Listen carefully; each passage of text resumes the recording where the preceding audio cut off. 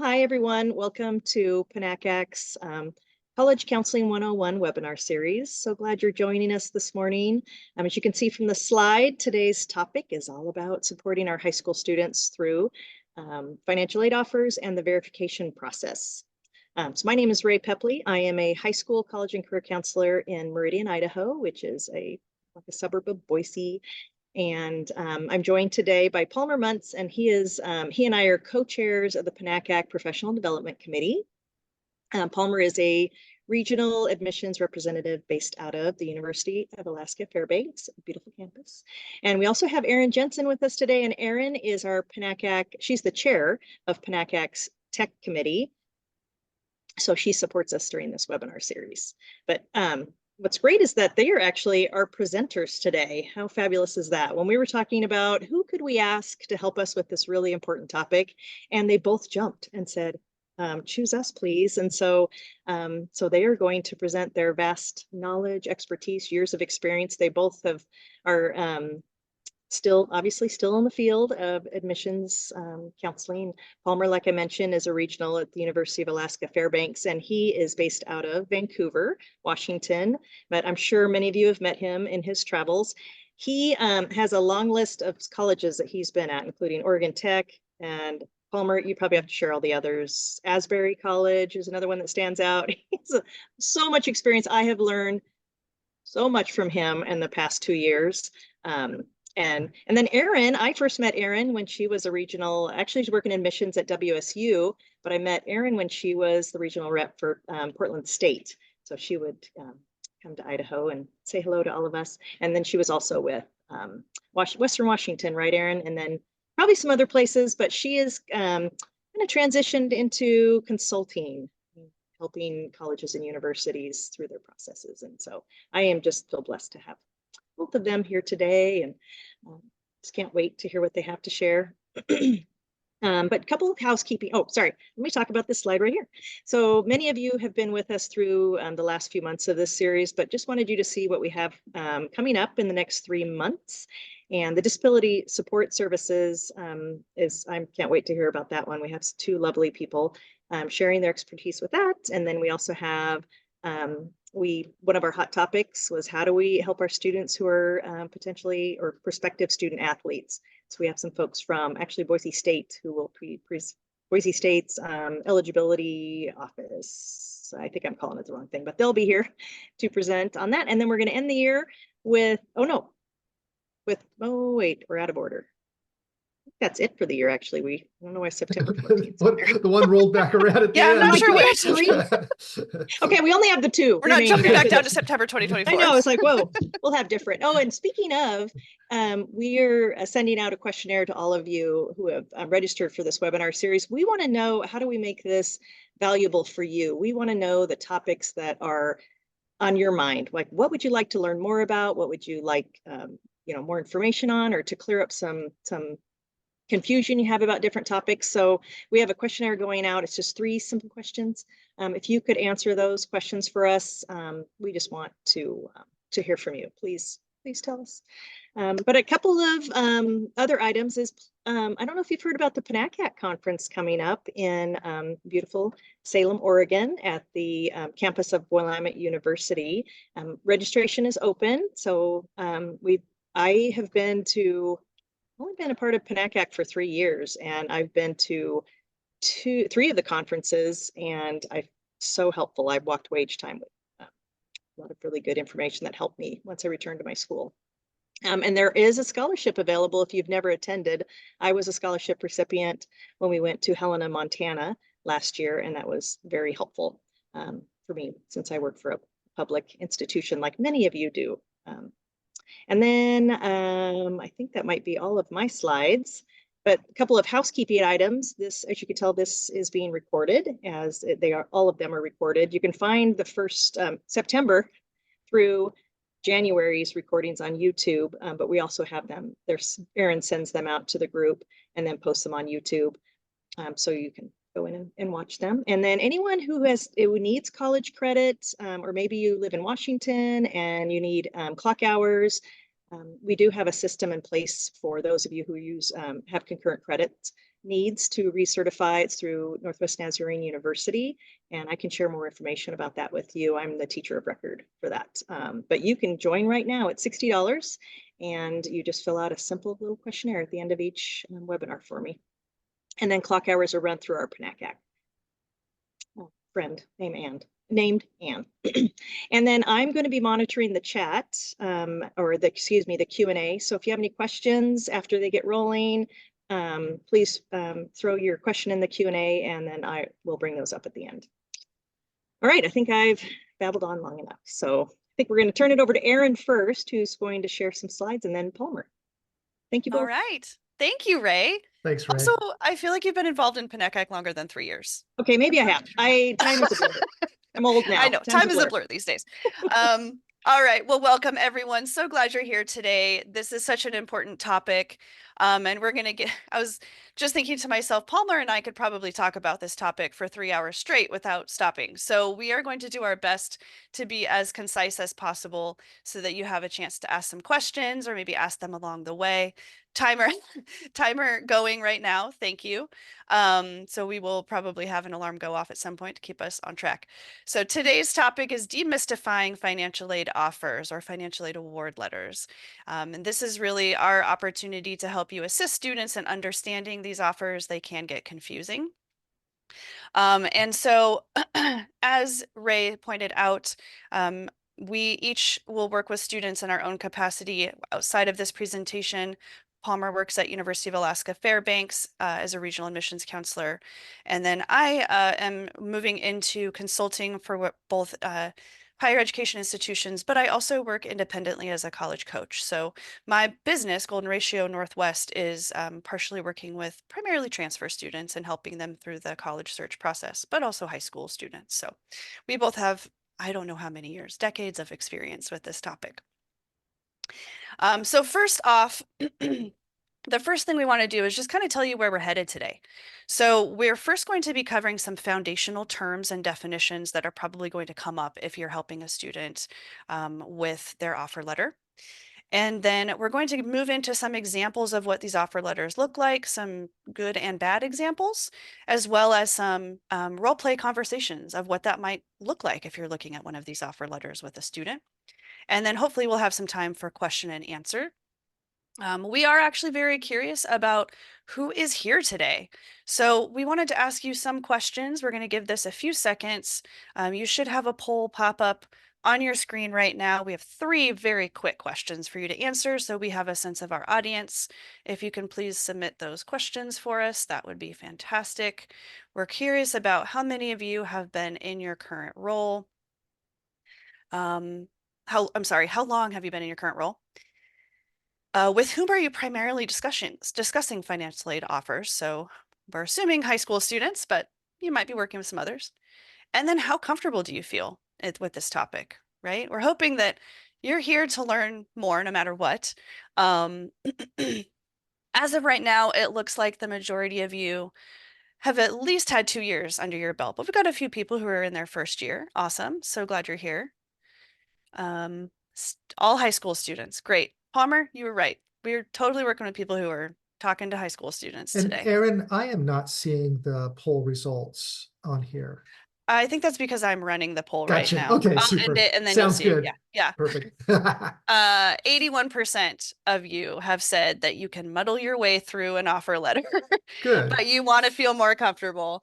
6%, 2 people have said they could do it with their eyes closed, although you still got to see those numbers, right?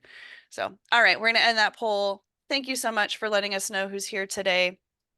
Let's share those results so you can see who's in the room. Palmer, can you see that? Yes, yes. Okay, fantastic.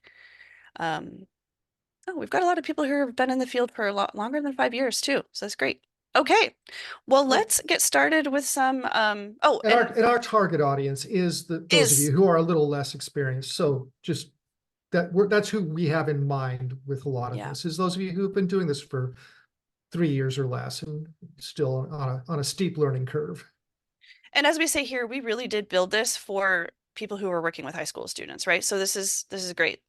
But a lot of this is the same if you're working with transfer students and other types of students. Our ultimate goal here, and should be yours as well, is to help a student compare the net costs, not the sticker price, but the net costs, apples to apples. And that's very hard to do, right? We'll get into why, to help students determine the affordability of each college they're looking at and to help them make an informed college decision. That's really what we're getting at. And that's a difficult thing to do sometimes when you are getting all sorts of conflicting information from colleges and even from students too.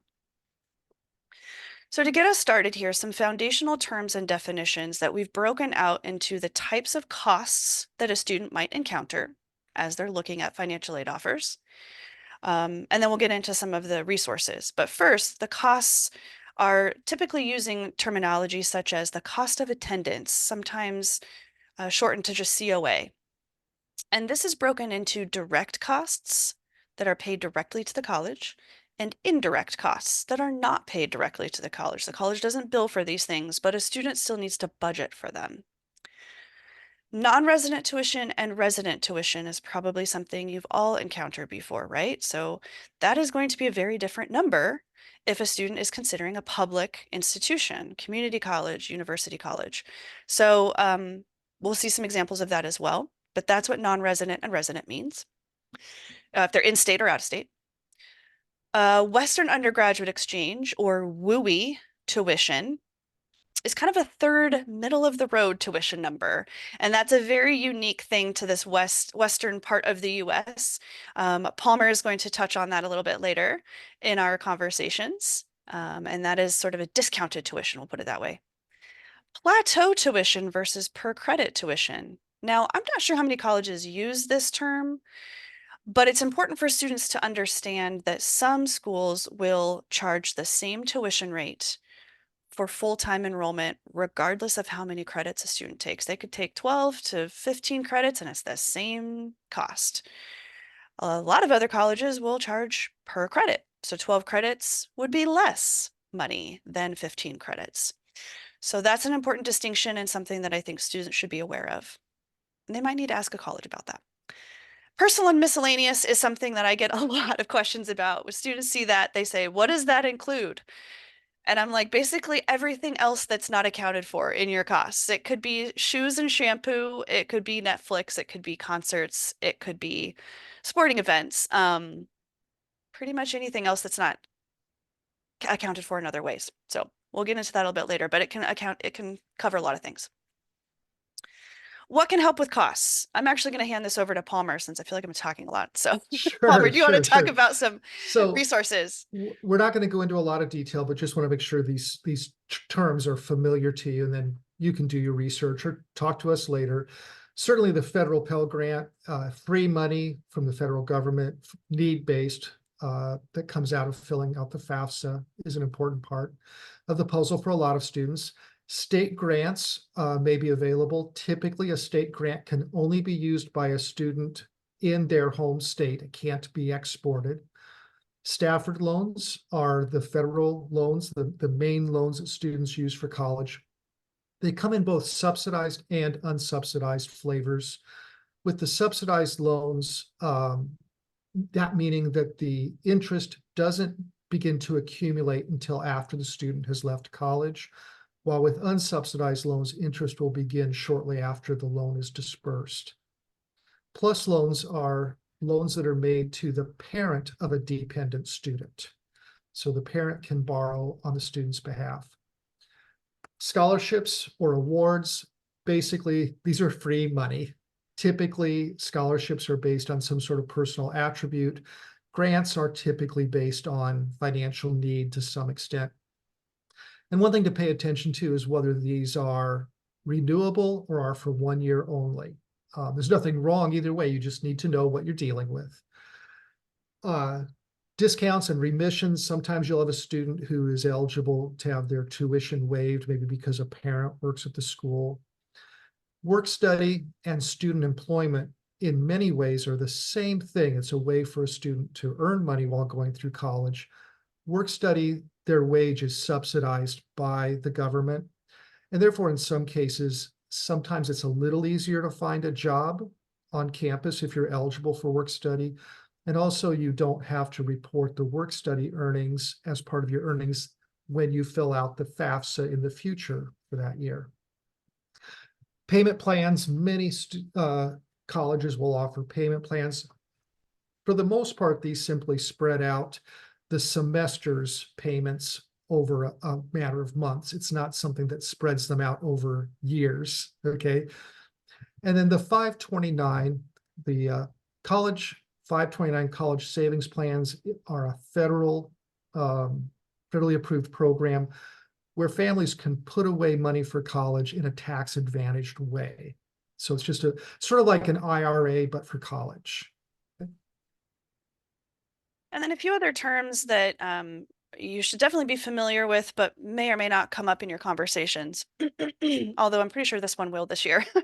The number that the FAFSA has calculated in the past when a student submits the FAFSA, it used to be called the estimated family contribution, or the EFC. And this was the number that the FAFSA was saying, this is how much we think your family can afford for 1 year of college. As some of you may know at this Which point, no one ever agreed with. which no one ever agreed, yeah, right?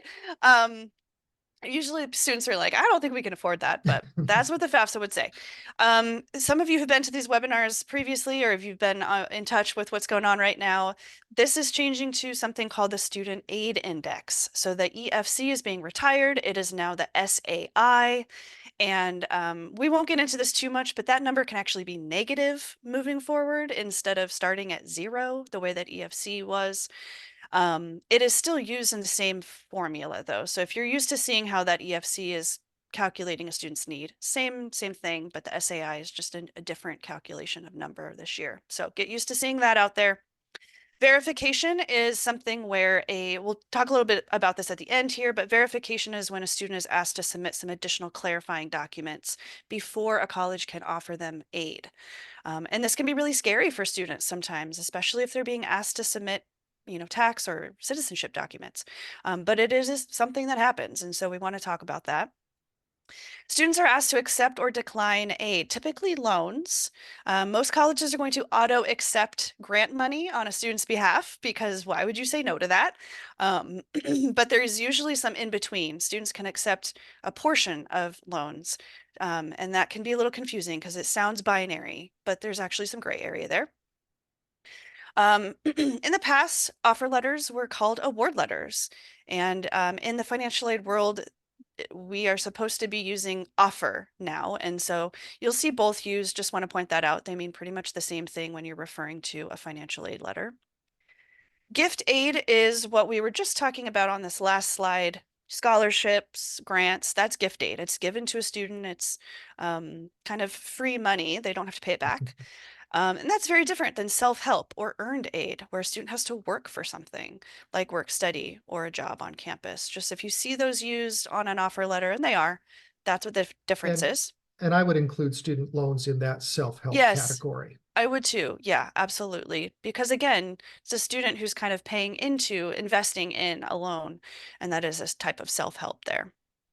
And then special circumstances is actually obviously a lot of students have special circumstances, right? But this is a financial aid term where a financial aid office can review special situations to maybe adjust a student's financial aid offer the way that different from what the federal government would have calculated. And so this is where financial aid staff can use their professional judgment to perhaps make a different calculation in a student's situation. So, and an important little tidbit about that is different financial aid offices may arrive at different conclusions about the same situation. Yeah. By definition, they have to do their own evaluation.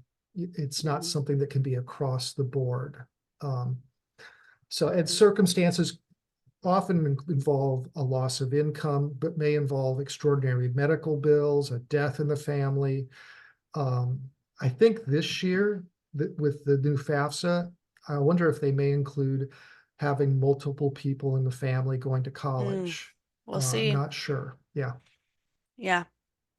As you can tell from our asides here, there's a lot that's unknown about this coming financial aid cycle. And so some of the things we're saying is tried and true, and then there's a little pause of, we think this is going to happen this year. We think it'll be this way. So hopefully this time next year, we'll have even more important information for you once we know what's going on. So now we want to talk a little bit about some example offer letters. We've purposely chosen some that are not from our region, because we want to look at some schools that, we'll let our regional schools keep their offer letters in works now, but we want to look at some older offer letters here from Transylvania University in Kentucky and the University of Northern Iowa. And here are two different, very visually different offer letters, right? These are laid out very differently. But if we start to really kind of poke at them and look at the similarities, we start to see that there's some And by the way, categories. we would say that these are good, Yeah, that's a good point. well-designed These offers. but they're so different, that this right? is, yeah. So confusing just by being visually different. Yes. Right. So one thing I want to point out on the left, on the Transylvania one, is that there's a very clear distinction of direct and indirect, and they actually describe what the difference is for students. And we find this to be very helpful because students don't always know what that means if it's not described. And then the school is splitting them out for students, right? So they've got some total direct costs on the top, and then they have those indirect costs such as books and supplies, transportation, miscellaneous personal in indirect, and they're adding all of those up as the cost of attendance. And I'm just going to pause here and say that the government actually requires colleges to calculate the cost of attendance using these categories. So hypothetically, every offer letter should be using categories of tuition and fees, room and board or housing and food, books and supplies, transportation, miscellaneous personal. Those are required categories. Now the numbers of course change for every college, right? And how they determine what falls into those categories or what that amount is going to be is where you're going to see some differences. And this college has chosen to put this in an annual total. Whereas if you look over here at University of Northern Iowa, and this is actually fairly common, I think, they've split it out by term, fall semester, spring semester, and then they show the annual. Personally, I don't know about you, Palmer, but personally, I like that because I think it helps students budget a little bit better about what their bill might look like for one semester. Yeah. I don't think it's a big deal either way, but I agree. It helps them very quickly grasp that the whole school's bill isn't due in September. Right. That all the financial aid's not going to drop in their lap in September. Yeah. And so if you're helping a student look at maybe something that just shows annual, maybe one tip would be to help them split it into however many terms there are, to think about it in those smaller chunks. I can't tell right now if this is a semester or a quarter school, so this might be divided by 3, it might be divided by 2. But typically students are going to be paying per semester or per quarter, right? They won't pay the whole tuition bill up front. So that can help with that conversation. All right, let's compare the grants, scholarships, and other types of aid, gift aid. So again, I really like that both colleges are clarifying scholarships and grants do not have to be repaid. This is a common misperception I've come across so many times with students, is they often feel like if I fill out the FAFSA, I have to pay loans. I've heard that come out of the mouths of students so many times, and that is very, very much not the case for most students. Typically, you're going to be receiving some type of gift aid, especially if a student's in a higher need category. And those don't need to be repaid. So I like that they put that on here. What are some other things that you like about these award scholarship amounts, Palmer, and what could we point out for our counselors in the room? No, I think actually, I think you hit on the basics right there already. And then the second category below that then shows you what your loan eligibility is. I think one of the real limitations, and we may talk about this in the next few slides, but one of the real limitations with financial aid offers as a general rule is they show the maximum amount that a student is eligible to borrow without clarifying that students can choose to borrow less and that in most cases, they can choose to change how much they're borrowing even after they've enrolled, as long as it's within the maximum. Mhm. And so that can be important information to share with students. I also think I like how Transylvania in the bottom right-hand corner talks about the fact that the student is eligible for federal work study, but they don't necessarily include it in the financial aid because there's no guarantee of a job. And of course, the money is earned week by week, so it's not there in a chunk Mhm. to put toward the school bill right at the beginning. So I think it's great to make students aware. It's important to make them aware, but sort of set it off to the side is kind of how I would put it. And one thing I really like about both of these is that they, and perhaps it's on a second page somewhere, but they do not include the Parent Plus loan in the loan options. And I think that is helpful because plus loans are not, they're not in the student's name, right? And so that's a different conversation with a family to decide if that's a resource they would like to go towards. And we'll show you some other examples here in a second, but I've seen other instances where the plus loan might be somewhere. Perhaps that's what University of Northern Iowa means by other financing options. They don't Oh, I say bet that, they do. I but I bet they bet that's do. what they mean. So typically for me, I wouldn't really want to get into plus loans with a student until they come to me and say, I have to go to this college. There's no other way I can afford it. My family's willing to take out a loan. That it's not something I'd want a student to be considering right off the bat. The other thing I'll make, I don't think we want to get sidetracked too much on this, but one of my thoughts about plus loans is that often the students that feel the greatest need for them are from families that have the least ability to repay them. Mm, And so I think they can be, I'm saying the obvious, you all know this, but I think they can be really dangerous. yeah. There's nothing unethical about them or anything, but they can just sort of spin out of control, and parents don't realize what they've committed to. Mhm. So Okay. So let's take a look at some examples. Oh, one other thing I wanted to point out, actually. I do really like on this Transylvania one on the right-hand side here, very clear formula for students to think about what is left over. What's my out of pocket? They take their direct costs. They're separating out the indirect, right? They're taking direct costs. They're subtracting that total aid amount. Notice they're including loans there. And they're saying, if you were to take out all of your loans, you would have this much left over to pay. But I really like at the bottom, they say, if you don't take out loans, here's how much you have to pay. This could yeah, look, and I don't want to oversimplify things, but if every college did their offer letter like this, there probably wouldn't be too much need for the webinar we're doing right now and the exactly. examples we're going to walk through in a few minutes. Right, right. I think it's very clear. I think you could even take this a few steps further with students, but I really like that they're showing that sort of comparison for them. Now, some colleges, which obviously we're not using a true example here, but we know that these exist, will have award packages that look like this. And this is infuriating because you see here, if you look through here, this is from a few years ago back when there was Perkins loans, but the word loan isn't even spelled out. If you have a student who doesn't, and most students won't know, you could look at this and not even realize that in fact, federal unsub staff doesn't even have an L on it. So there's tons of loans here and no way of knowing that there are loans. The loans are mixed in with grants. They're not Yes. separated. So a student is probably going to think, oh, I get all of this. And I look at that, it adds up to tons of financial aid. But there's no definition here of which is, what they have to pay back and what is not something they have to pay back. And let me insert just a personal anecdote here.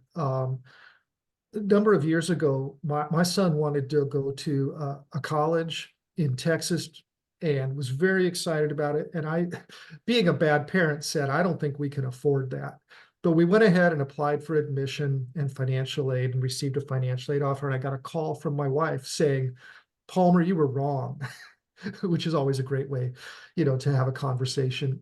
And I said, what do you mean? She goes, we got the financial aid offer from the school and they've covered all of his expenses. And I said, okay, honey, can you read me? Is there anything on there with the word plus? And she goes, oh yeah, it's right here. It's this much. I go, that's a loan that we have to repay. So an example where that's why I think Erin and I like when the plus loan's not included, but also just you want to alert folks to that if it is included. And then in this case, doesn't even say the word loan. No, So, and it's the largest one. So another beautiful thing here is that the cost section only includes tuition fees, nothing about housing expenses and so on. But or other yeah, indirect costs, right? right, So right. yeah, this But is wait, not. it gets worse. Show us the It gets next one. worse. This one shows no cost information whatsoever. And even if it did somewhere else, there's still some problems here, right? Yeah. So yes, this is splitting it out by fall and spring. We've said we kind of like that. However, again, this is mixing grants and loans.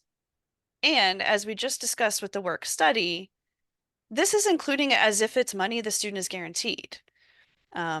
And I personally don't like including it that way because it's not guaranteed. Yes, it might be available to you if you work those hours and make that money, but it's not something that you can rely on when you make that college decision right off the bat. Anything else on this one? I don't think you'll see too many offers like those nowadays. I think most universities and colleges have moved past that, but just in case, that's part of where this whole thing springs from, is helping students to understand their offer. So no, I think we can jump ahead. And understanding that they can be very different and confusing, and you just got to kind of know how to, again, compare apples to apples. Vanessa, I see your question in here about if award letters clarify if these grants and scholarships are each 1 year or each year or only for the first year. I'm glad you're asking that. I hope you're asking that because we talked about 1 year or renewable. In my experience, I typically do not see award letters clarify that information, unfortunately, usually because there's just a lot of other information on them. But I do think it's something that a student should always keep in the back of their mind, investigate further, ask an admissions counselor or a financial aid office, is this just for 1 year or is it something that I am guaranteed for multiple years? I just want to pause and say that typically anything that is need-based, so those plus loan, or sorry, we've been talking about plus loans too much. Pell grants, state grants, those are the types of things that are, while a student can definitely receive them multiple years, the amounts and the eligibility is all based on the FAFSA. The FAFSA is submitted every year. It can change every year. So technically, they're not guaranteed for 4 years. When you see that on an award letter, need-based aid is really only something a college can guarantee for 1 year until the student reapplies for FAFSA and has that considered again. There may be some exceptions at some institutions with their own institutional grants. Sure, that's a good point. Yeah. But Erin's absolutely right. And right too. You should double check with schools about scholarships. At UAF, we offer academic scholarships that are renewable for 4 years, but we also have some competitive scholarships that are typically not renewable and you apply every year for them. So. And I just want to point out that on the Transylvania one, it does actually state, please review the enclosed terms and conditions. So here's an example of where they probably would have another piece of paper in here for information about renewal requirements. And the requirements can actually sometimes be things like you have to keep a certain number, a certain GPA, or you have to maintain a certain enrollment level. Excuse me. Again, very good thing for a student to be thinking about. So they realize it's kind of on them to maintain that renewability, right? Great. Perfect, Vanessa. All right. So let's go ahead to some conversations. Yeah, how do you? I just want to say, I think as we lead into this, something I was very uncomfortable with early in my career was even getting into the financial conversation. And I just want to encourage you not to be, okay? And this might be the gray in my beard here, but I've gotten to where, depending on the circumstances and so on, I sometimes will start talking about money the first time I talk with a student. And I think you can bring it up in some very tasteful ways, or at least what I think is tasteful. And, for instance, I'll often say, hey, when you think about paying for college? Are you freaked out or not worried at all, or somewhere in the middle? And the students, I'll sometimes I'll get all three answers, so they'll often go towards the middle because that still feels like a safe space. But then that opens the door for asking things like, have you talked with your parents about what's available? And so on. So I would just want to encourage you. Erin may have something she wants to add, but don't be afraid to raise the question, even if you're not going to have all the answers. Mm-hmm. Yeah, and one other thing I might add to that is I know that probably quite a few of you are talking to parents as well. And I don't think I'm going out too much on a limb here to say that parents are usually going to be faster to bring up the money conversation than a student will.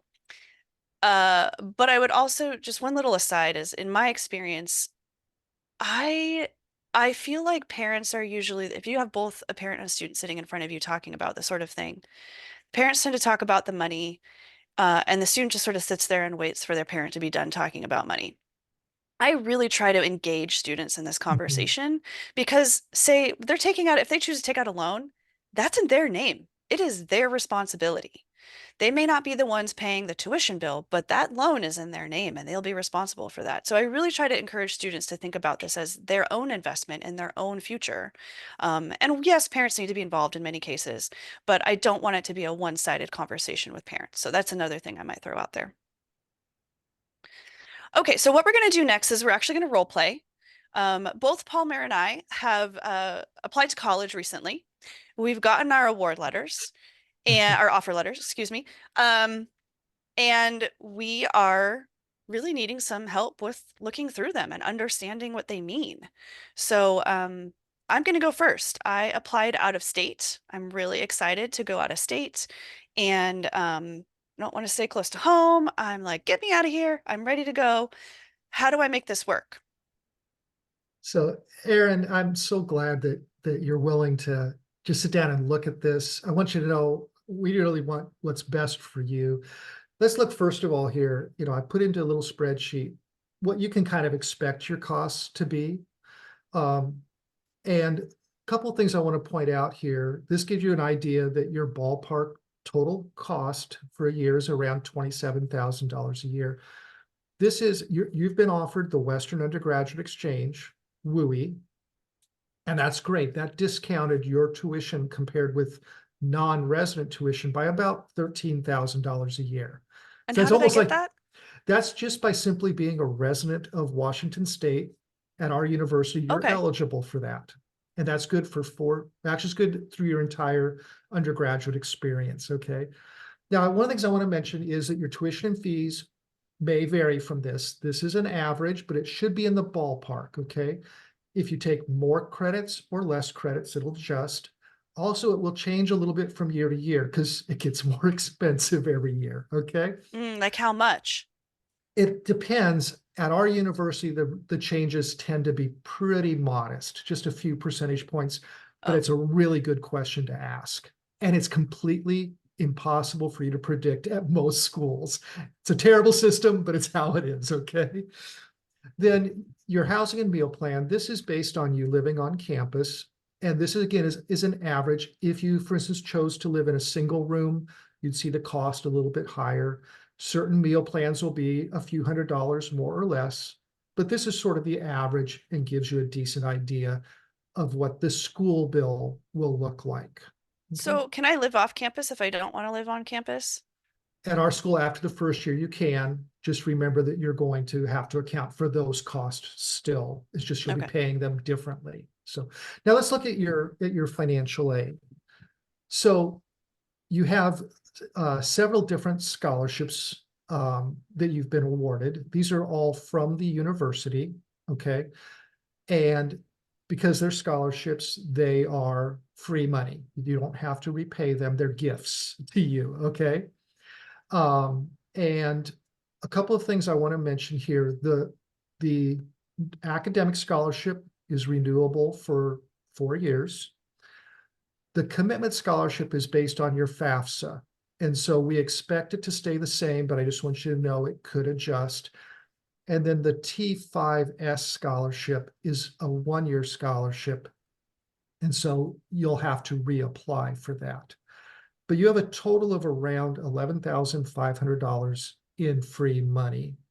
So if you subtract that from your tuition and fees and housing and meal plan, you've got a balance of about $15,000 that is out of pocket, so to speak. So let me just pause here for a second. When I don't know what kind of conversations you've had with, with your mom or with your dad. Does $15,000 sound like something that's manageable for you in your circumstances, or is that kind of a concern? It's a concern. Actually, so my mom just recently got laid off. Okay. And I think she was obviously planning to help me, but now she doesn't have income. Okay. And I don't Okay. know, she's been really struggling to get another job, and I'm really concerned that we can't afford Oh, that. 100%, 100%. I'm sorry to hear that. Let me come back and talk about that a little bit with you as we work through this some more, but make sure that we touch on that, okay? Okay. Okay, so we still have some other financial options for you. I just wanted to start with that. So let's continue on. You also are eligible for student loans. And just a couple quick little comments up with this. Student loans are not anything to be afraid of, but you definitely want to be aware and cautious, okay? Because they're loans, you have to pay them back. Duh, okay? My personal feeling, and that you may feel differently, is that borrowing is a good investment so long as you are committed and capable of graduating. What you don't want to do is come into college, borrow a bunch of money, and then stop because you're still going to owe the money back, but you won't have the piece of paper, the benefit from that. Okay. Okay. Also, I would say, as long as you're able to stick to borrowing only the federal direct loans, the ones that you're seeing here, over the course of your 4 years, there are maximum amounts that you're allowed to borrow. So it can't spin out of control on you. Sometimes in the news and the newspapers, you'll hear horror stories of huge loan amounts. If you stick to the federal loans, it won't get out of control. What other types of loans are there then? There are loans that you can, we'll talk about one type that I think is going to be a bad option for you, but you can borrow through other resources and so on. It's something your parents would look into, not you, most likely. But for instance, if you borrow the maximum loans for your time each year, what you're looking at, for instance, is probably having to repay $300 to $350 a month for 10 years. That's serious money, but it's not money that's crippling, okay? And there are alternative repayments. The other thing I want to mention is, well, okay, so let's just look at this. Because of what you've said to me, I'm going to assume that the only way you probably can make this work is if you were to borrow Yeah, I the think so. full $5,500. So let's pretend you've done that. So you can subtract that from your bill, and that then leaves you with a bill of around $10,000, Erin. Now let me ask you the same question. Does that feel overwhelming or doable or what? I mean, it's a little bit better. I need Yeah. to ask my parents how much they have saved in our savings account, Mhm. but taking 5,000 out of the equation a year is a pretty big deal for us. So yeah, that would help. So cool. Let me talk to you about some other things that we can take into account. You can get a job while you're on campus. I was planning on doing that anyway. How much would I make? Well, if you're working at our school, if you're working about 12 hours a week all year long, you'll make over $3,000. Hit the next slide there, Erin. But one of the things that I want to mention to you is, in this whole conversation, we've just been talking about your school bill. Remember, you're going to have some other expenses too. In our case, you're going to probably have a couple of plane tickets. Those can be expensive. You'll have your personal expenses, just, snacks and, supplies and clothing and so on. You'll need to buy books, and the books can range a lot. In fact, all of these can vary a great deal. Okay. from person to person, depending on your spending habits and how much the plane tickets are, or whether you bring a car to campus, all those things. So I want you to keep those in mind. And it might be that your student employment, your job with it's so glamorous and exciting and high paying, is what you can use to take care of these other expenses. Okay. As So I opposed could to, basically work and like pay for my books that way. for instance, yeah. Okay. And you can also, through careful planning, control some of these costs. Okay. Another couple of little things I want to mention, because I know that we need to wrap up, is you talked about your mom losing her job. One of the things I want to encourage you to do is contact the financial aid office and let them know. When I filled out my FAFSA, it was based on our income from 2022, but our income has changed a lot. Ask if that's something they can take into account. Okay. The worst thing they can say is no. And so that, that's okay. It doesn't hurt to ask. I also want to mention that you could possibly reduce some of your costs at our campus by taking some online classes, which are charged at a slightly lower tuition. So if you were to take, say, one online class per semester, that might save you a couple of $1,000s for the year without impacting, your academic experience at all. And you could also consider taking a lighter course load to save money. I don't know if that's a good idea because it'll extend your time in college. Okay. But then having said that, another thing to consider is if this feels like it's too much to take on, absolutely consider, whether you should start at a community college and then look at transferring in a couple of years. Before you make that final decision, I want to talk to you about some of the implications of it, but that's definitely something to consider along the way. Okay. And why community college? Just because if you stay at home where you're not paying someone else for your living expenses, that'll save, some money. And your tuition at the community college is definitely going to be lower than what you would pay at a four-year university, at least in most cases. Okay. Okay. Thank you. I really appreciate it. You bet. All right. So now we're going to change gears. Palmer is an in-state student in the state of Washington. And I am helping him look at his offer letter for his in-state college that he has applied to. And he's applied to one of the four-year public universities in Washington. So Palmer, thanks for meeting with me today. I'm really excited to talk about your financial aid offer. Are there a few things that you thought of just right off the bat as you were looking at this? Just that it looks awesome, right? I mean, it looks like I'm getting more financial aid than what it's going to cost to go to college. Okay. That's true to some degree. We want to talk about some other costs in here. And so that's why I wanted to talk to you. So Cool. the resident tuition and fees that you see here, this is based on full-time enrollment. At our college, you will pay this amount no matter how many credits you take that are considered full-time. So you could actually take, 16 credits instead of 12, and you'd be paying the same number. So that's one thing I want to encourage you to do. If you feel like you can maintain that maximum level of credits per year, you're going to be maxing out your cost that way. It's a really great way to use your financial aid. So I should take as many credits as I can. Yeah, within As I can reason. handle. Okay. Yeah, as much as you can handle. There are some extra costs if you go to like 18 credits, but boy, you probably don't want to do that every term. So, so keep that in mind. You'll also notice on here that fees are included. And so I do want to point out that there are sometimes fees associated with classes that you take. And I know you're interested in going into the sciences. Just keep in mind that there will be some classes that are, if they're in a lab, they might have some extra fees associated with them. They're usually no more than like $20 to $40 a class, but those aren't accounted for in here. So I do want you to keep that in the back of your mind. Great. Because you can live at home, we don't require you to live on campus because you're local.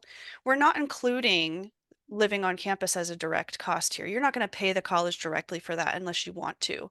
So I'm not putting it in here for you to consider right away. So that really means that your main cost that you're paying the college is just for your tuition and fees, right? So that's pretty cool. You're saving a lot more than somebody coming from out of state. Now, let's take a look at your grants. This is free money. You qualified for this using your FAFSA, these two Mhm. grants, the federal Pell Grants from the federal government, and then the Washington College Grant, which is actually the most generous need grant in the United States for any state, will actually be a big chunk of what's helping you pay for college. And this is higher. This number is higher than the Pell Grant because the cost of going here is higher. And luckily, Washington will do that. They'll give you more grant money if the college is more expensive. Okay. So your Mhm. FAFSA helped you out. It said that your family does have some financial need. So the federal and state government is helping you with that. And then you're a great student. And so the President's Award was given to you for your first year because you had a really good GPA. And that's not based on your FAFSA. So just know that keep up that good GPA and you might be eligible for some more scholarships in the future. Okay. Mhm. So for your first year, yeah, you are looking at a refund. You'd actually get $2,200 Wow. back from the university, right? But let's talk about what your other options are and what your other costs are.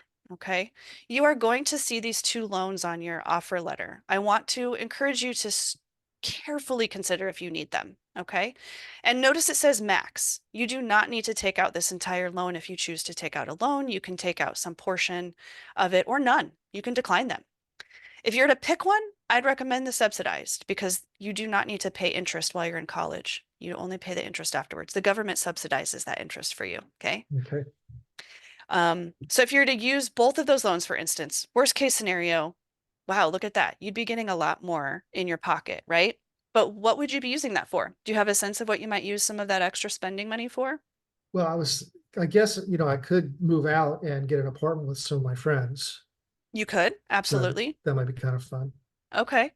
Well, let's take a look at some other ways of affording living off campus and maybe just affording some of your other expenses. Mhm. You also qualified for state work study. State of Washington actually has a way of subsidizing your paycheck if you work on campus. And they said you can qualify for $3,000, but guess what? You have to get a job. So Okay. you would have to apply for a job and you'd have to probably work the maximum number of hours, which is typically on our campus 15 to 20 hours a week. Okay. And you have to balance that with your school. So keep that in Okay. mind. It's not guaranteed. But there's some other costs you would need to consider. If you live on campus, you'd be looking at about $12,000 a year.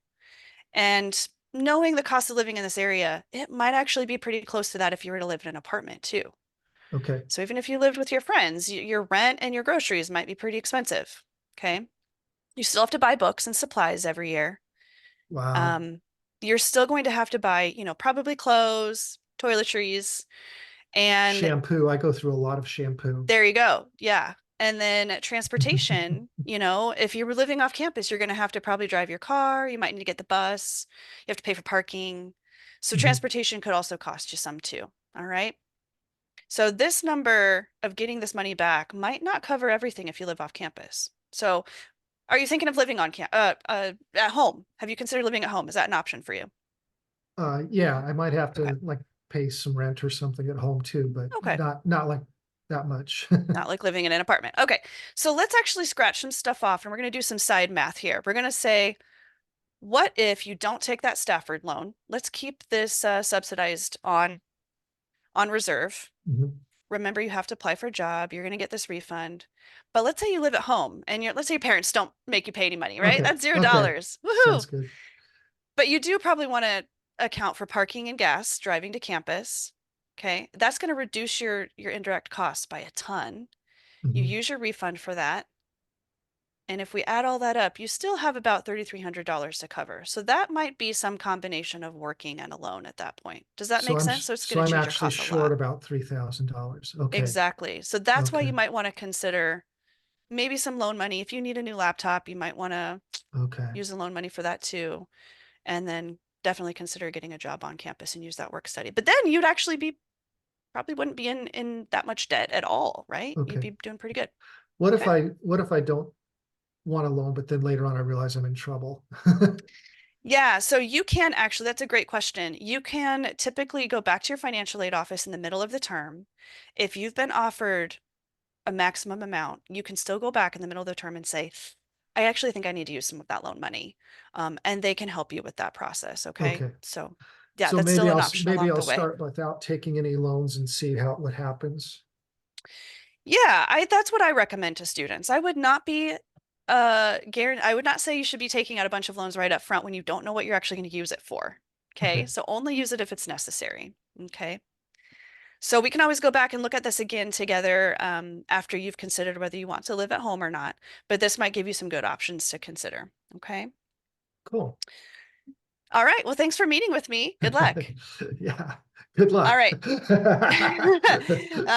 I'm looking at some questions here. So Vanessa has a question about which loans or grants or work study are dispersed directly to the college versus the student.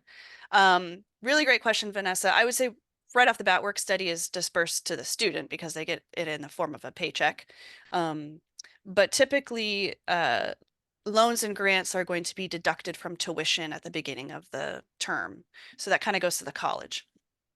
If grant money is more than the direct cost, does the student actually get the overpayment? Yes, they do get that. So they get this in the form of a refund. They will actually get money typically into a bank account, which, yeah, they can use that for really whatever they want, which can be dangerous sometimes. But yes, they do get that money back. Awesome. So before we wrap up, we just wanted to let you know that we have created a digital and printable worksheet for you to do the same thing with your students. We have a digital version that can actually show you the costs. It's variable, right? So if you change things, it will actually change the numbers. So we wanted to let you know that that's something we'll be sharing with everybody who has been a part of this session. So, and then real fast, we wanted to let you know that verification is something you might need to help students with. And throughout this entire process, I'll just stay on this slide here. There's a lot of steps along the way of an offer letter process. However, if there's something that looks concerning or perhaps doesn't match up on a student's FAFSA during this time frame, so after they've submitted the FAFSA and before a college is packaging that offer letter, a student might receive a notice from a college saying, you've been selected for verification and we need to see some additional documentation from you. It might be a parent's W-2, it might be proof of citizenship. It can really scare students, but I definitely encourage them to work very closely with the colleges that are requesting this information and make sure they get that documentation in quickly because they can't even do anything with their offer letter until they get that stuff in. Insert a quick comment? I know we're short on time. I also want to mention sometimes students are selected for verification really for no reason. So very important for students to know this is not an accusation at all. Absolutely. Absolutely. So yeah. The other thing I wanted to mention is just this morning I messaged our financial aid director and I asked, are you expecting verification to look different this year because of the new FAFSA? She said that she thinks that for the most part, everything is going to look the same, maybe a few minor changes. And she also mentioned that they're hoping that maybe there will be some type of waiver of verification requirements this year because of all the delays, but we won't know that maybe until summertime. Okay, great to know. We have some resources for you here as well, some really great articles online, and then of course our worksheets. We'll send this out to you all. And then kind of related to what Palmer just said, there's a lot of changes going on this year. And so we do want to let you know that probably offer letters, while we're talking about this in February, you might not have these conversations with students until closer to April or May. So good time to be researching and preparing for them. And I do see some questions or some statements here from Shannon too. Great point, Shannon. Thank you. Students will sometimes send payments back to families before they know their expenses for the quarter. Advise them to wait until a couple weeks. I totally agree with that, Shannon. Thank you. And then how do you advise students when deciding to whether to live on campus or stay at home? This is a tough one for me, Shannon, and any of you who are having this conversation. I really think it depends on the college and how close a student is to that college. But typically I will say if cost is your number one concern, strongly consider living at home, especially if you feel like you're going to be successful at home. If you have perhaps a distracting or negative family situation, we might want to talk about some other options, right? It might not be good for you to be at home in some cases. However, if you have the option, living on campus is typically going to include more engagement with the community, the student community. And so if you live off campus, you just have to be a little bit more conscious of doing that and make sure that you actually make friends and do activities and be part of the college environment. Palmer, would you add to that? Yeah, no, I speak as someone who went 10 minutes away for college and lived on campus for 3 of my 5 years. It was that was the college experience, and so that was Mhm. wonderful. At the same time, while our research at UAF indicates that students do better academically when living on campus, my own experience was different. I did better when living at home because there was always Mhm. something more fun than homework to do when I was on campus. But that's a whole separate issue, Mhm. and that's Mhm. my own personal problem. Okay. Awesome. Well, thank you all so much. We've got our contact information here, and then we're just going to skip over to a few closing slides and hand it off to Ray.